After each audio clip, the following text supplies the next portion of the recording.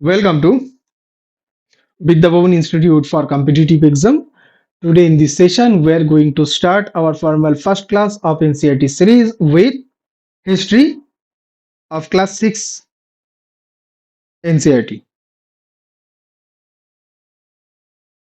This is our formal first class, but already one video of introduction class that already has been uploaded on YouTube. You should watch the introduction class for sure. That will help you to understand the basic about NCERT, like what is NCERT, why you should read NCERT for competitive preparation, and how to read NCERT, how to make note from NCERT, and you will get complete details information of this NCERT series, and what you will get and what benefits that you will get from this NCERT batch. You will know all these basic information that will clear basic doubts of your mind, and you will get interesting you will get little bit interest to become a part of this NCERT series. Let's find. I will provide the introduction video link in the description box, or you can visit our YouTube channel. There in the playlist section, you will find a playlist called named NCERT series. There you will find uh, introduction video. Okay.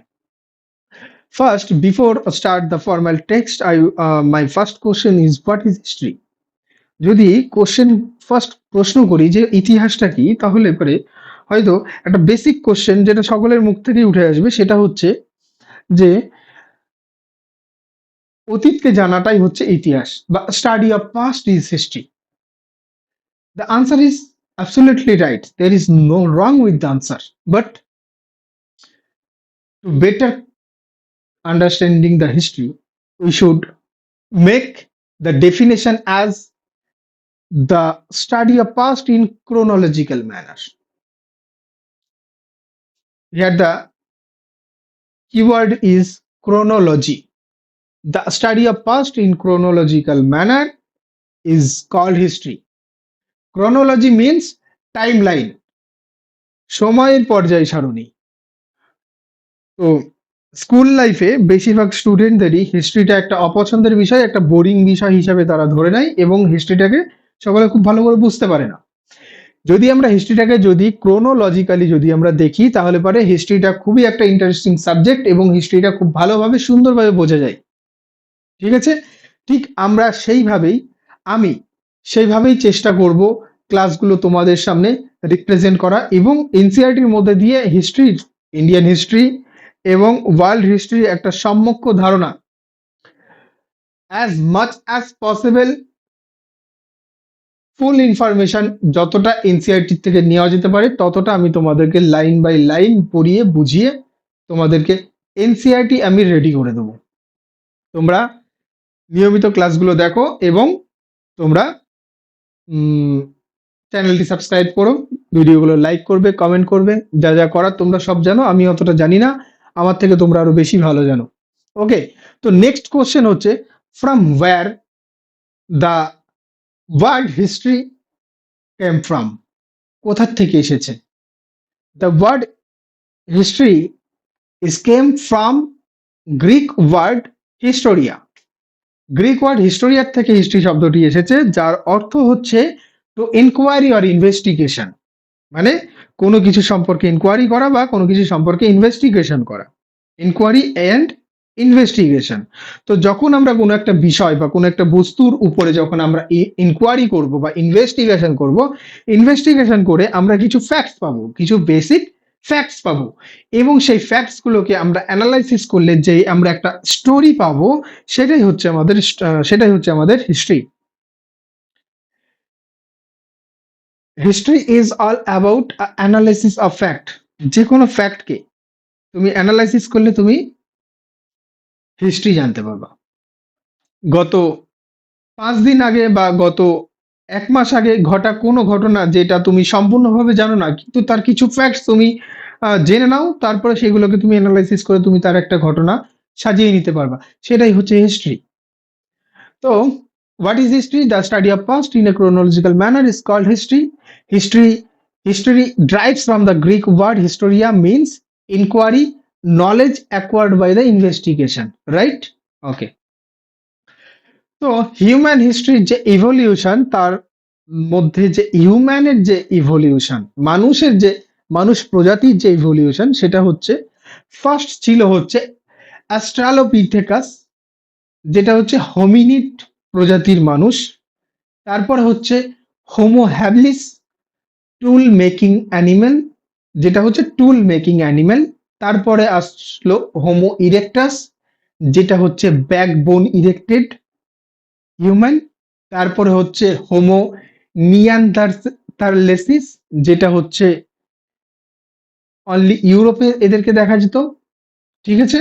তারপরে হচ্ছে Homo sapiens sapiens, যেটা হচ্ছে present form of human. Earliest place of origin of human, human যে সৃষ্টি, তার যে origin place সেটা কোথায়, সেটা হচ্ছে প্লিস্টোসিন যুগে রিফট ভ্যালি, আফ্রিকাতে। আফ্রিকার রিফট ভ্যালিতে প্লিস্টোসিন যুগে এই মানুষ্য প্রজাতির উৎপত্তি হয়েছে বলে ধরা হয়। ইন্ডিয়াতে Bori in Maharashtra, earlier evidence of man in India in the middle Pleistocene period. ইন্ডিয়াতে মানুষ প্রজাতির প্রথম সন্ধান পাওয়া যায় মহারাষ্ট্রের বড়িতে, in middle of Pleistocene period. Okay. Father of history, হিস্ট্রির জনক কাকে বলা হয়ে থাকে? হেরোডোটাস, তার লেখা বই historia. Father of Indian history, Indian history father কাকে বলা হয়ে থাকে? ইন্ডিয়ান হিস্ট্রি ফাদার বলা হয়ে থাকে মেগাসিনিস, ঠিক আছে। Father of India ancient Indian history, father of pre history, father of Indian pre history, father of Indian pre history বলা হয়েছে রবার্ট ব্রুস ফুটে, ঠিক আছে। রবার্ট ব্রুস ফুটে, তাকে father of in father of Indian pre history বলা হয়ে থাকে। আচ্ছা, ফাইন। তো এবার কথা হচ্ছে যে কেন কিভাবে আমরা এই হিস্ট্রির যে আমাদের যে সিরিজটা, সেটা আমরা কিভাবে কমপ্লিট করব। সেটা হচ্ছে যে ফার্স্ট আমাদের ইন্ট্রোডাকশন ক্লাস আছে, যেটা সকল সাবজেক্টের জন্য দেখাটা ম্যান্ডেটরি। তারপরে আমরা ফার্স্ট আসছি ক্লাস 6 এর এনসিইআরটি হিস্ট্রি। তারপরে চলে আসবো আমরা ক্লাস 12 এর পার্ট 1 এ। তারপরে আমরা আসবো ক্লাস 7 এর হিস্ট্রিতে। তারপরে আমরা আসবো ক্লাস 12 এর পার্ট 2 তে। তারপরে আসবো আমরা ক্লাস 8 এর হিস্ট্রি বুকসে। তারপরে আমরা আসবো ক্লাস 12 এর পার্ট 3 তে। অর্থাৎ এই দুটো হচ্ছে অ্যানসিয়েন্ট, এই দুটো হচ্ছে মিডিয়েভেল, এই দুটো হচ্ছে মডার্ন। আর এখানে যেগুলো আছে ক্লাস 9, 10 এবং ক্লাস 11 এর এনসিইআরটি, সেখানে আমরা দেখতে পাই ওয়ার্ল্ড হিস্ট্রি। তো ওয়ার্ল্ড হিস্ট্রির জন্য আমি আলাদা সেপারেট ক্লাস করিয়ে তোমাদের টোটাল হিস্ট্রির একটা নলেজ তৈরি করে দেব। ওয়ার্ল্ড হিস্ট্রি যেটা তোমাদের কিন্তু সাধারণভাবে কিছু কিছু ইম্পর্টেন্ট ইনফরমেশন ছাড়া বেশি কিন্তু দরকার হয় না, কিন্তু তবুও আমি যতটা প্রয়োজন ততটা আমি দেবো। ওয়ার্ল্ড হিস্ট্রির উপরে আমি আমার শুধুমাত্র ভিডিও বানানোর জন্য আমি ওয়ার্ল্ড হিস্ট্রি নিয়ে আমি বেশি অতটা চাপ নেব না, যতটুকু প্রয়োজন ততটুকু আমি তোমাদেরকে করিয়ে দেব, ঠিক আছে। আচ্ছা, তো আজকে আমাদের ফার্স্ট ক্লাস, যেটা হচ্ছে চ্যাপ্টার 1,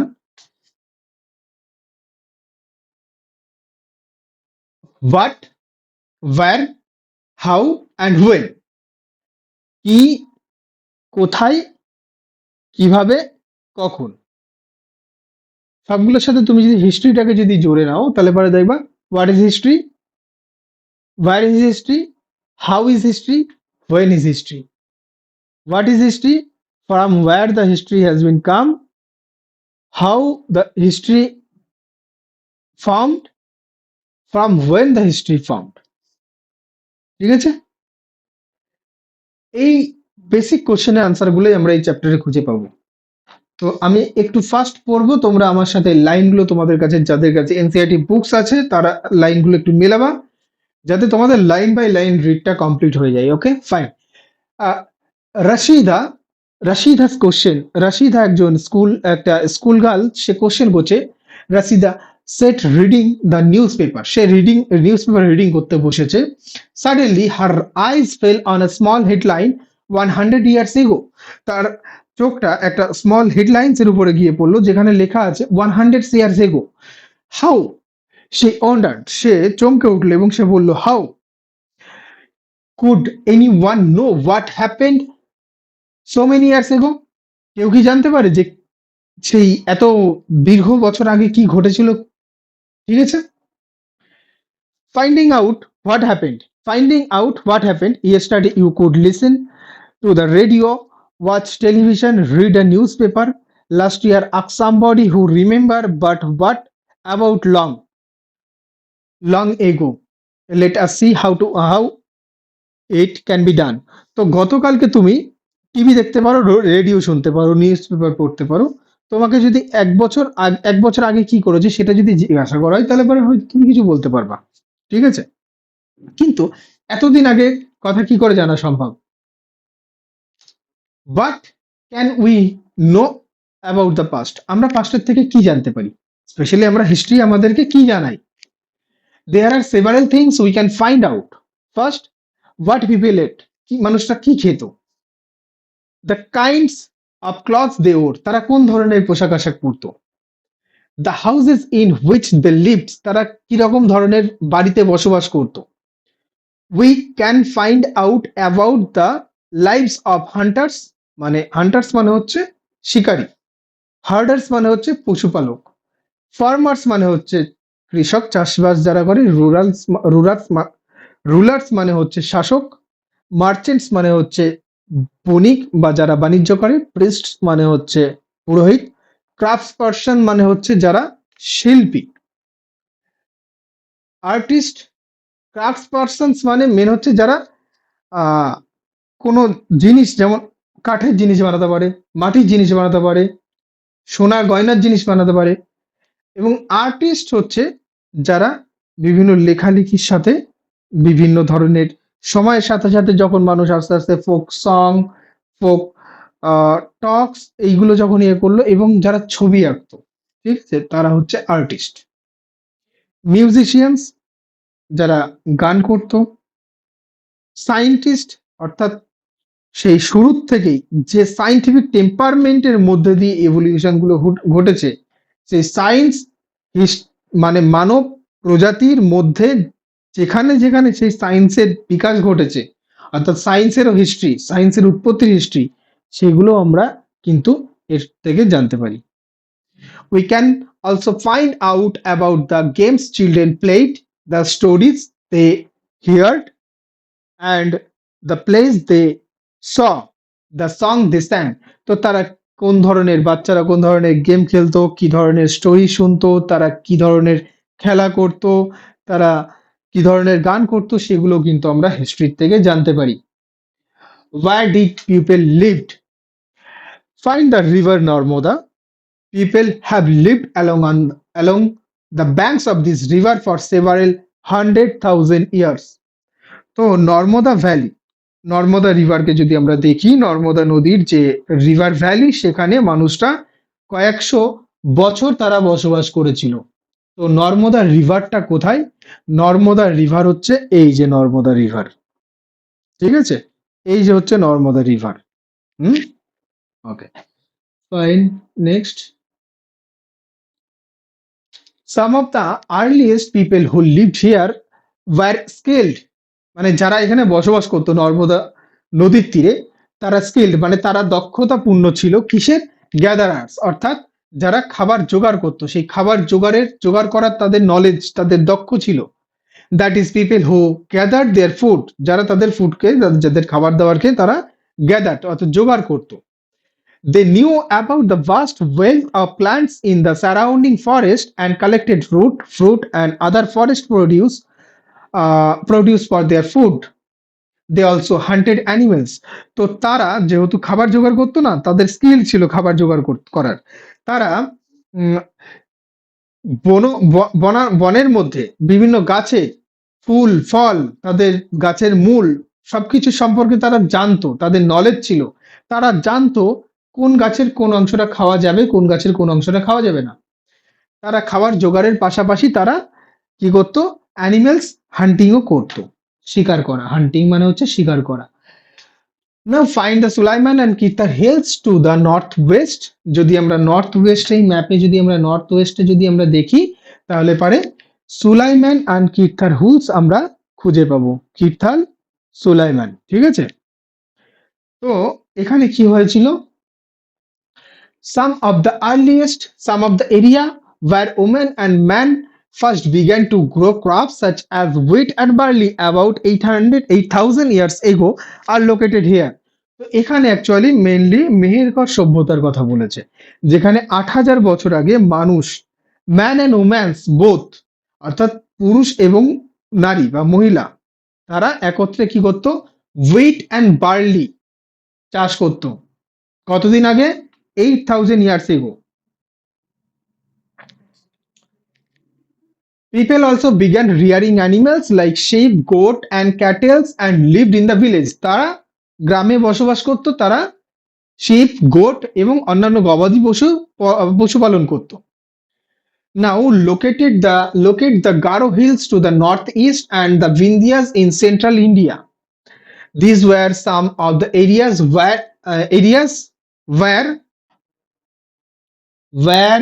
whereটাকে দেখে নিই, where agriculture developed, যেখানে এগ্রিকালচার ডেভেলপড হয়েছিল। তো এখানে একটা জিনিস বুঝতে হবে, 8,000 বছর আগে এখানে নর্থ ওয়েস্টে 8,000 বছর আগে ওম্যান্স এবং ম্যান্স তারা একত্রে তারা কি করেছিল, বিগ্যান টু গ্রো ক্রপস। বিজ্ঞান অর্থাৎ শুরু হয়েছিল, ক্রপসের যে চাষ করা সেটা শুরু হয়েছিল 8,000 বছর আগে। সেটা ডেভেলপড হয়েছিল কোথায়? Garo hills in the north east. এই যে গারো হিলস, এই যে এখানে গারো হিলস আছে এবং এখানে ভিন্দিয়াস আছে, ঠিক আছে। তো এই গারো হিলস এবং ভিন্দিয়াস অঞ্চলে কি হয়েছিল, এখানে এগ্রিকালচার ডেভেলপড হয়েছিল। ছোট্ট ছোট্ট বেসিক পয়েন্ট যেগুলো আমাদেরকে কিন্তু ফোকাস করতে হবে। তাহলে এগ্রিকালচার মানে হুইট অ্যান্ড বার্লি জন্মানো শুরু হয়েছিল 8,000 বছর আগে নর্থ ওয়েস্টে।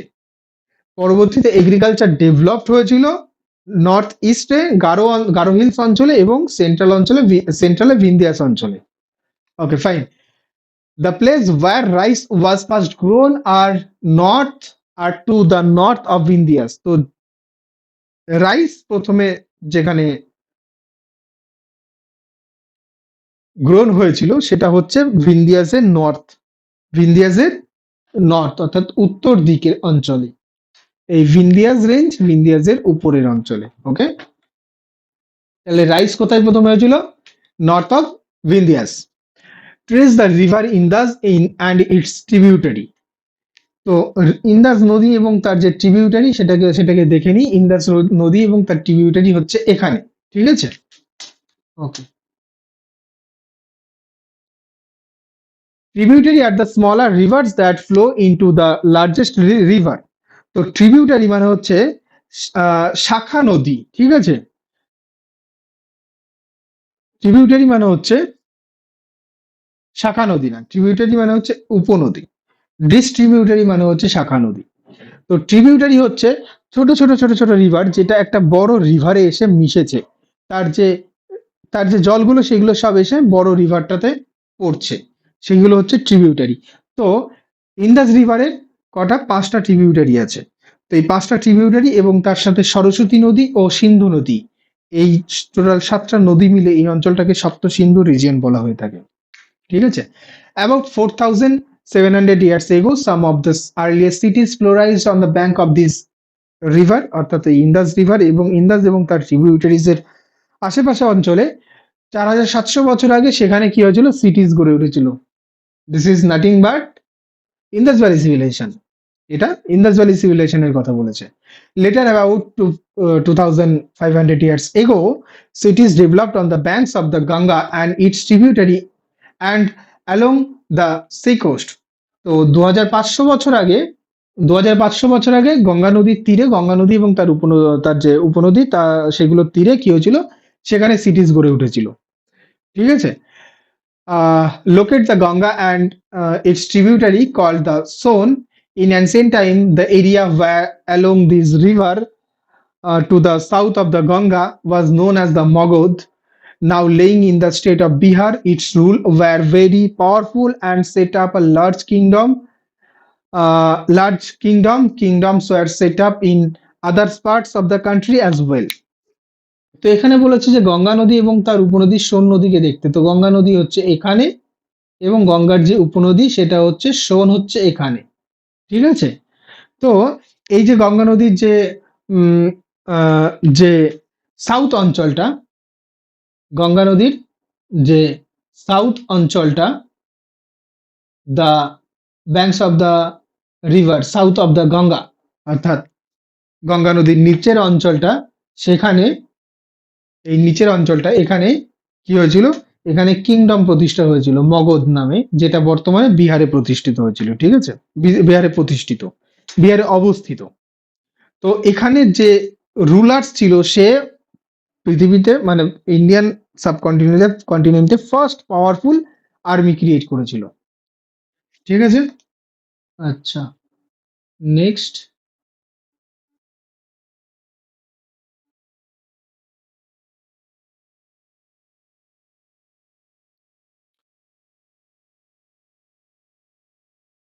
Its rulers were, আচ্ছা এটা পড়লাম, throughout people travel from one part of the subcontinent to another part, মানুষরা আহ, এক অঞ্চল মানে এই যে কন্টিনেন্টের একটা পার্টের থেকে আর একটা পার্টে ট্রাভেল করতো। The hills and the high mountain, including the Himalayas, desert, rivers, and sea, made journey dangerous at the time, but never impossible. তো এই যে আমাদের ইন্ডিয়ান যে সাবকন্টিনেন্ট, তার যে বৈচিত্র্য রয়েছে, তার যে ফিজিক্যাল ফিচার্স গুলো রয়েছে, হিমালয় রয়েছে, ডিজার্ট রয়েছে, রিভার্স রয়েছে, তার পাশে সি সমুদ্র রয়েছে। তো এইগুলো কি করেছিল, এইগুলো মানুষের ট্রাভেলটাকে কিন্তু বাধা দিয়েছিল, তাদের ট্রাভেল কিন্তু বাধা সৃষ্টি করেছিল, কিন্তু সেটাকে কখনো ইম্পসিবল করে তুলেনি। So man and woman moved in search of livelihood, such as sorry. So the man and woman move in search of livelihood, as also to escape from natural disaster like floods or droughts. Sometimes man merchant in the armies conquering other lands. তো মানুষরা এই travelling এর পিছনে তাদের কি কি কারণ ছিল, তারা কখনো কখনো জীবন জীবিকার খোঁজে বা ন্যাচারাল ডিজাস্টার গুলোর থেকে তারা যে অঞ্চলে বসবাস করতো সেই অঞ্চলের নদী বা তারা আশেপাশে জলাশয় যেখানে তারা বসবাস করতো, সেই জলাশয় যদি শুকিয়ে যেত বা সেখানে যদি বৃষ্টি না হতো, ন্যাচারাল ডিজাস্টার, সেই কারণে সেই অঞ্চল থেকে অন্য অঞ্চলে যেত। অনেক সময় কি হতো, তারা নতুন ল্যান্ড কনকিউয়ার জয় করার জন্য তারা মার্চ করতো। Beside, merchant traveled with the caravans or ship carrying values good from place to place. তার পাশাপাশি তারা মার্চেন্টসরা কি করতো, ক্যারাভ্যান্সে অর্থাৎ সারিবদ্ধ হয়ে যে তারা যাত্রা করত, সেখানে তাদের কাছে কি থাকতো, গুডস, ভ্যালুয়েবল গুডস, দামি দামি জিনিসপত্র থাকতো, সেগুলো তারা এক জায়গা থেকে আরেক জায়গায় নিয়ে যেত। And religious teachers walked from village to village, town to town, stopping for offer instruction and advice on the way. তো রিলিজিয়াস যে সমস্ত টিচাররা ছিল, তারা টাউন থেকে টাউনে, ভিলেজ থেকে ভিলেজে তারা হেঁটে চলে যেত, তারা শুধুমাত্র দাঁড়াতো তাদের ইনস্ট্রাকশন এবং অ্যাডভাইসকে অফার করার জন্য। অর্থাৎ কোনো জায়গায় দাঁড়ালো, সেখানে মানুষকে কি করলো, ধর্মীয় বিভিন্ন বাক্য শোনালো, সেগুলোর জন্যই তারা দাঁড়াতো। Finally some people perhaps travel driven by a spirit of adventure, সেখানে কিছু মানুষের অ্যাডভেঞ্চারের স্পিরিটের প্রভাবিত হয়েও তারা ট্রাভেল করতো, অজানা জানার, অদেখাকে দেখার ইচ্ছা। ঠিক আছে? নেক্সট কি বলেছে, ফাইনালি আচ্ছা, all this led to share the idea between people, share of idea between people.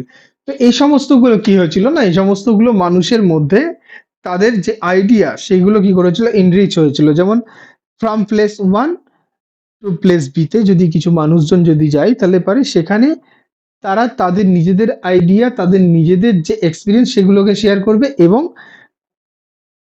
Area B অঞ্চলের মানুষরাও তারা আবার কি করবে, পয়েন্ট এই অঞ্চলের মানুষদের সাথে তাদের এক্সপিরিয়েন্স শেয়ার করবে। তো এতে কি হবে, তাদের এক্সপিরিয়েন্সটা কি হবে, এনরিচ হবে। এভাবেই কিন্তু যুগ যুগ ধরে মানে বছর বছর ধরে আমাদের ইন্ডিয়াতে বাইরের থেকে বিভিন্ন কালচার, বিভিন্ন ভাষাভাষীর, বিভিন্ন দেশের মানুষ এসে কিন্তু আজকে আমাদের দেশ, আমাদের কালচার কিন্তু বহু ভাষার, বহু কালচারের একটা মানে সমষ্টিবদ্ধ একটা তৈরি হয়েছে। আচ্ছা, তো আজকে এই যে সেশন, এই যে ভিডিওটা, এটা এই পর্যন্তই রাখছি। নেক্সট ভিডিওতে আমি এখান থেকে আবার শুরু করব। ভিডিওটি লম্বা হলে তোমাদের আবার দেখতে অসুবিধা হবে। তো যাই হোক, ভিডিওটি দেখার জন্য থ্যাংক ইউ সো মাচ। দেখা হচ্ছে নেক্সট ভিডিওতে। ততক্ষণ তোমরা সুস্থ থাকো, ভালো থাকো এবং তোমাদের প্রিপারেশন চালিয়ে যাও।